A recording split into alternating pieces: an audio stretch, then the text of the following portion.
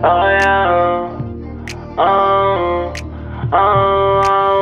Wait a minute, girl, can you slow down? Wait a minute, girl, what's the rush now? I wanna introduce myself to you. My name is one-on-one guy, to prefer nouns. I like the way you put your fists together. I like the way you do your hair in the morning. I see why all the boys want you, girl. YouTube, what's going on? It's Juan Gotti here. We another Washington Commanders video, and in today's video, we're going to be talking about some of the news that just came out in regards to Washington Commanders roster. So without further ado, let's get straight into today's video. But before we do, make sure you guys go down below, leave a like on this video, subscribe if you're new, and turn on post notifications so you get notified when I upload a video about the NFL, or in this case, our Washington Commanders. We're on the road to 6,000 subscribers, so please hit that subscribe button again if you haven't already. Also, don't forget to check out my other channel, Juan Gotti TV, and subscribe to that one. That link is down below in the description. Thank you so much. Let's get straight to today's video. So the Washington Commanders decided to make some roster moves today, ladies and gentlemen,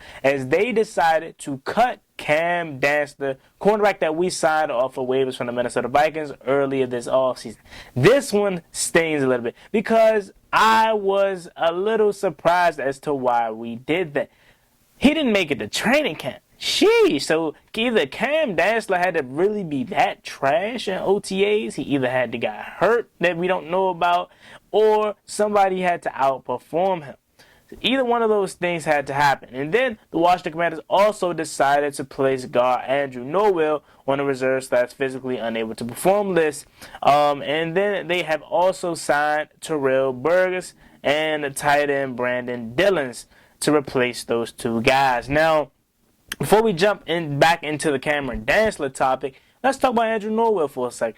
Why don't they just cut him? I think the last time we talked about Andrew Norwell, he was still dealing with an injury, or we were trying to figure out was he still dealing with the injury from the season as to why they didn't cut him. That's what I think it is. I think they're not trying to cut him right now until he gets healthy, and I don't know what the injury it is, but I guess they're trying to avoid an injury settlement with him, because if they cut him while he's hurt, then they are required to, I guess, pay him. Because I have his contract pulled up here. He was due $3 million this year, $700,000 signing bonus, and a $640,000 roster bonus, and $200,000 roster workout, and will be a $5 million cap hit if we was to obviously cut him. So I think they don't have an issue with cutting him. The thing is, they don't want to pay him that injury settlement. So they're going to wait until he gets hurt. Until he gets healthy, to then probably remove Andrew Norwell from their roster. And honestly, that makes sense. I mean, you don't want to continue to pay a guy money that you don't want to, especially under the new ownership. It'd be one thing if we still had Dan Snyder and no ownership was changing, and the same money was the same money, you feel me? But the fact that we're going through a whole new transition of a new owner, you don't want a new owner to have to pay an old guy that isn't going to play for us or whatever. Even though the injury settlement probably wasn't going to be that much, you still don't want that to happen. That's just my guess, though. They very well could have a totally other reason as to why they don't want to cut Andrew Norwell right now. But that's the one that makes the most sense to me. But Cam Dantzler, back to Cam Dantzler.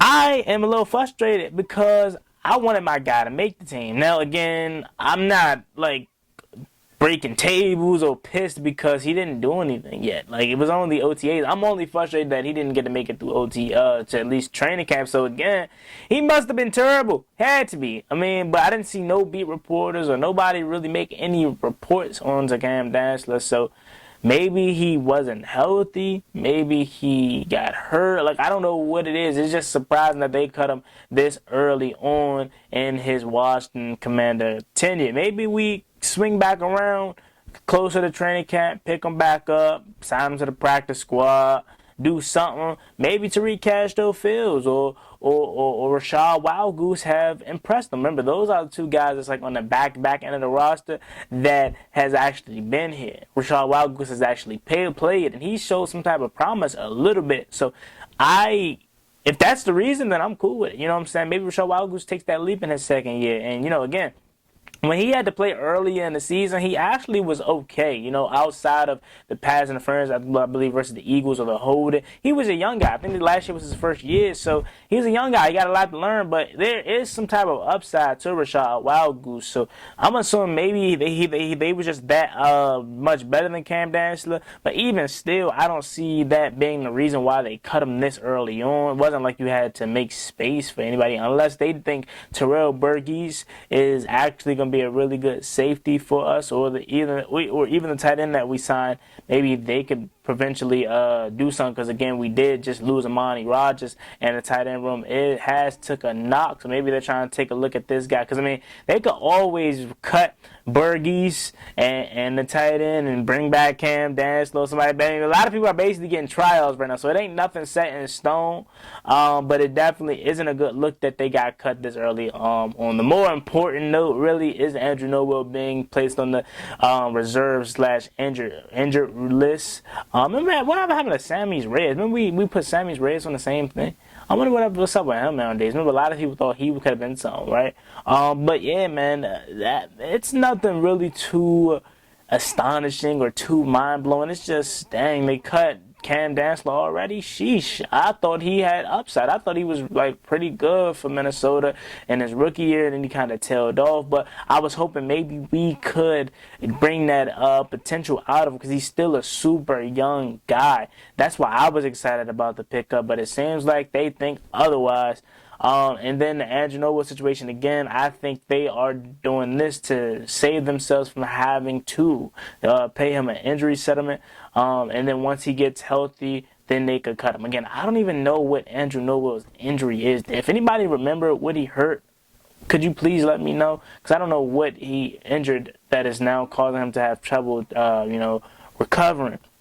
And then again, we brought in Burgess and another tight end. So maybe that's just some camp body guys, or maybe some guys that could potentially make the roster. They got minicamp coming up here. So last OTAs, like the first week of being on the field. Now minicamp, it starts to get ramped up now. Still no hitting or anything like that, but it gets a little bit ramped up. I believe they have a session on June 1st and the 13th. And then after that, I think there's one more in between there, or those are the only two, and then they're off into training camp.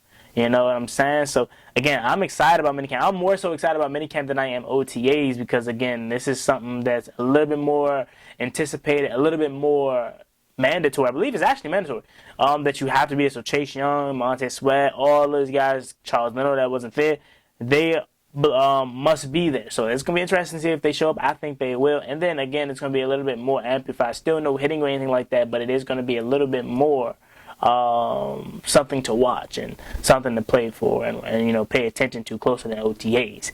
But yeah, man, that is the quick update for the Washington Commanders. They moved on from Cameron Dantzler already, and they placed Andrew Norwell on the injury / reserves list. Let me know what you guys think about this video. And they also signed Burgess, Brandon Dillon's a tight end that they brought in to replace Cameron Dantzler and Andrew Norwell. Let me know what you guys think about this video in the comment section down below. As always, me and boy Juan got you. Like, comment, subscribe. Hail to the Washington Commanders. See you guys next time. I'm out. Peace. We the kings of the East, I hope you hear what I'm saying. The DMV behind you, commanders. Now it's time to step in the field and take command. 1932, we was established. We been running the NFC East every year after light. We got the best fans in the league. You cut through our skin, it's burning gold where we bleed. Cause hail to the commanders, we the best in the league. We fight for DC and the whole DMV. We got a new name but still got the same rings though. We got a new name but still on the same mission though. And that's the what it's about, we fall back to the city.